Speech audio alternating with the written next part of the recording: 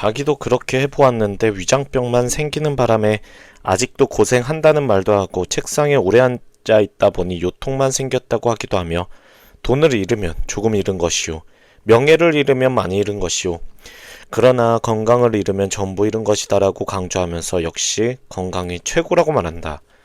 정말 그렇다면 건강 걱정하면서 그렇게 계속 튼튼하게 살아라. 81년부터 90년까지 10년간 언론에 게재된 자살 기사 총 411건을 분석한 논문 중앙대 의대 박동철에 의하면 자살 동기는 경제적 가난이 86건 21%로 가장 많았고 다음으로는 정서적 갈등 79건 19%, 부부 갈등 66건 16%, 학업 문제 24건 6% 등의 순이었다.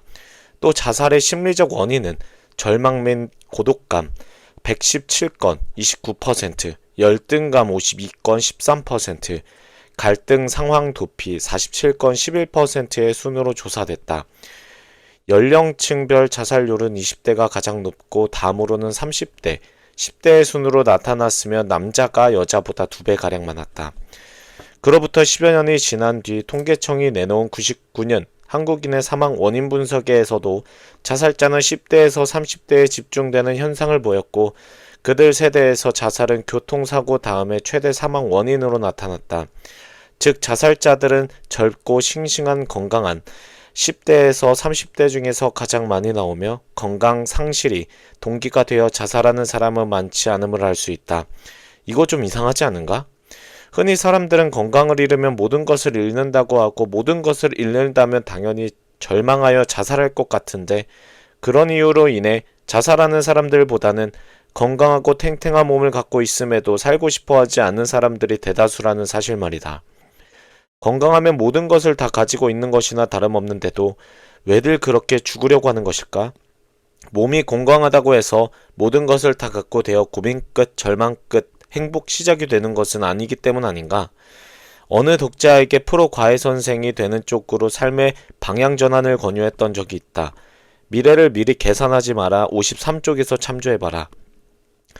그때 일을 어떻게 하는지 방법론을 구체적으로 알려주면서 빠지지 않는 사항이 있는데 농땡이 치지 말고 학생을 손님으로 여기면서 하루 종일 가르치는 것과 관련된 일, 즉 교재를 준비하는 일과 가르치는 일에만 미친 듯이 몰두하라는 것이었다. 일요일이건 공휴일이건 간에 쉬지 말라고 했다. 그가 내 지시대로 몇 개월을 하다가 일주일에 하루 정도는 쉬고 싶다고 하였을 때 내가 한 말은 엄살 떨고 있네. 아직도 정신을 못 차리고 있다. 였다. 1년 정도 지나 피곤함에 쓰러져 며칠 동안 병원에 있었다는 메일을 받았을 때 내가 한 말은 당장 종합 비타민을 2알씩 먹으라 였다. 돈도 좋지만 건강을 잃으면 모든 것을 잃지 않느냐는 그의 말에 내가 한 말은 이랬다. 그 잘난 건강을 가지고 있었을 때 너는 당장 죽고 싶은 마음이었을 뿐이지 않았는가?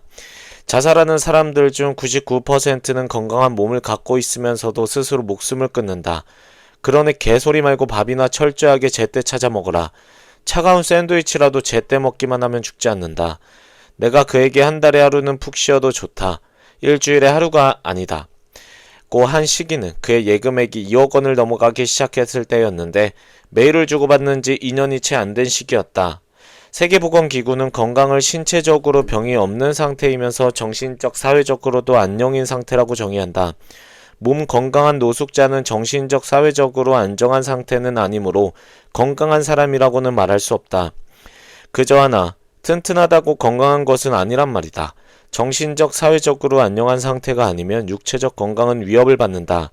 핀란드의 투르크시 직업병전문 연구소가 조사한 바에 의하면 경기가 침체 국면에 있을 경우 근로자들은 더 많은 질병을 앓게 되는데 고용 불안과 일터에서의 분위기 변화 등으로 불안감이 생기기 때문이라고 하며 실제로 실직하게 되면 사망률마저 높인다고 한다. 그러나 핀란드 헬싱키 대학의 연구팀은 250만 명을 대상으로 조사한 결과 실업률이 낮을 때 실직하면 사망하기 쉬우나 실업률이 높을 때는 그럴 가능성이 작아진다는 것도 발견하였다. 연구팀은 실업률이 낮을 때 실직한 사람은 본래부터 건강에 나쁜 생활 습관과 성격을 가지고 있었을 가능성이 높기에 사망률이 높은 것이며 실업률이 높을 때는 심신이 건강한 사람들도 실직할 가능성이 높아지고 주변에 실직자가 많다 보니 실직으로 인한 스트레스도 줄어들어 사망률이 낮다고 덧붙였다. 한면 의학자들은 자신의 능력을 넘어서는 과중한 업무를 하게 되면 정신적, 육체적 스트레스가 지속적으로 누적되면서 신경이나 관절 등 신체 조직이 긴장하여 면역력이 떨어지고 뇌출혈, 심혈관계질환, 뇌경색, 심근경색을 일으키게 된다고 한다. 이런 연구 결과들을 종합하여 보면 결국 능력을 키워야 스트레스도 줄일 수 있고 건강도 유지한다는 사실을 알 수 있다. 능력을 키우려면 내가 권하는 바대로 공부를 할 수밖에 없다. 하지만 밤늦게까지 공부를 하고 낮에 일을 하게 될 때 느끼게 되는 피곤함이나 체력의 한계는 어떻게 극복하여야 할까? 나는 하루에 열몇 시간씩 육체를 혹사시키라는 것이 아니다. 육체에는 한계가 분명 있다. 때문에 적절한 휴식이 필요하다. 우리 몸은 기계가 아니니까 말이다. 하지만 두뇌의 활동에는 그런 한계가 없다고 나는 믿는다. 휴식 삼아 영화를 보건 음악을 듣건 뭐라건 간에 두뇌는 생각을 멈추지 않는다. 잠을 자지 않는 이상 두뇌는 계속 활동한다. 심지어 잠을 자는 동안 눈동자가 움직이고 렘 수면 상태 뇌파에 변화가 있는 것을 보면 두뇌는 수면 중에도 완전히 쉬고 있는 것은 아닌 듯 싶다. 내가 피토하라듯이 하는 것은 어느 한 분야에 정신을 계속 집중시키면서 두뇌를 계속 사용하라는 뜻이다. 물론 건강을 해치면서까지 그렇게 하여야 한다는 뜻은 아니다. 그러나 엄살은 부리지 말라. 나 역시 건강체는 아니다. 몸무게도 표준 체중 미만이고 나이 50에 허리둘레 30인치를 갖고 있을 정도로 말랐다. 아주 어릴 때부터 잔병치레가 많았고 큰 병도 몇 번 앓았던 적 있다. 번역 일을 할 때는 하루에 열몇 시간씩 원고지를 메꾸느라 어깨가 떨어져 나가는 듯한 아픔을 늘 갖고 살았다. 잦은 해외 출장으로 인한 시차 때문에 위장병에 걸려 오랫동안 고생한 적도 있고 몇 년에 한 번씩 재발하고 나는 십이지장 궤양도 아직도 갖고 있다. 급성 폐렴에 걸린 줄도 모르고 지독한 감기에 걸렸나 보다 생각하며 돌아다니다가 병원에 초응급으로 입원한 적도 있다.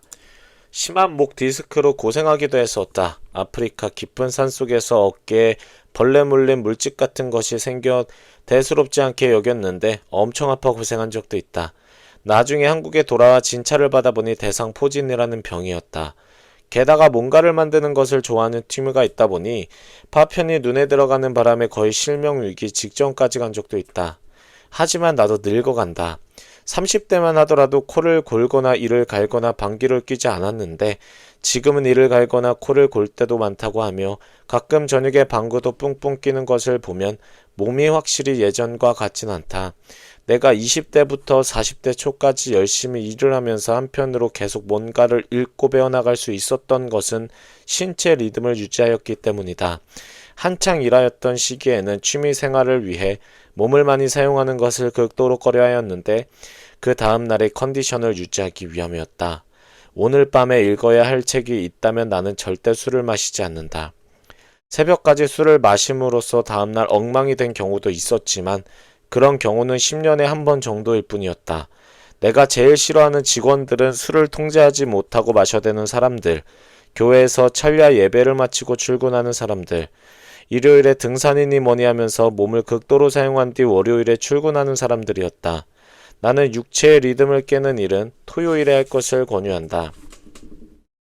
사람들이 무엇인가 열심히 하다가도 육체적 정신적 스트레스를 견디지 못하고 결국은 건강이 최고다라는 말에서 피난처를 찾는 이유는 무엇일까?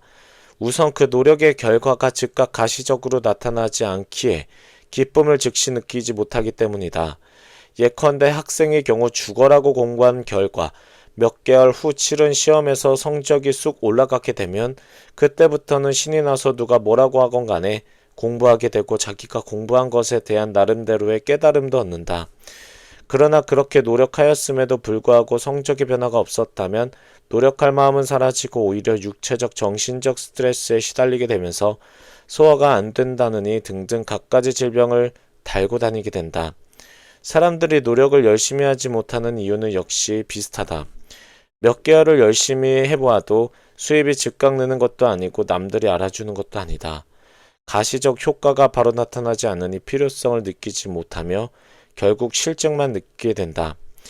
쉬고 싶어진다. 그렇다면 육체적 정신적 스트레스에서 벗어날 해법은 무엇인가? 첫째, 가시적 결과를 외부에서 찾지 말고 내부에서 찾아라. 당신 자신의 노력을 인정해주고 칭찬하여야 할 주제는 타인이나 직장이나 사회가 아니다. 왜 상을 누군가로부터 받으려고 하는가? 상은 자기 자신에게 주어지는 것이 진짜다. 새겨들어라. 훌륭한 화가는 자기 그림이 마음에 들 때까지 붓을 놓지 않는 법이다. 당신 역시 자신이 알고 있는 지식 수준에 스스로 흡족할 때까지 공부하고 노력해라.